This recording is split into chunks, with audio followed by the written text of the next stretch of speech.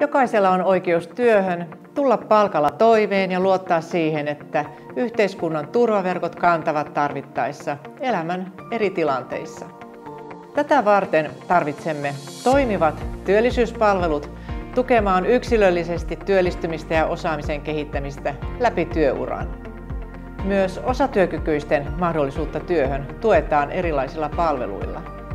Ajassa elävät reilun työelämän pelisäännöt ovat edellytys toimiville työmarkkinoille, joista hyötyvät niin työntekijät kuin työnantajat. Työuria pidentää se, että jokaisen jaksamisesta työssä huolehditaan. Lisäämme tarvittavia joustoja ja varmistamme, että työelämässä toimitaan entistä yhdenvertaisemmin. Työ- ja elinkeinoministeriössä teemme lisäksi töitä sen eteen, että työllisyysaste on jatkossakin vahva ja että osaava työvoima on tarjolla niin julkisen sektorin kuin yritystenkin palvelukseen.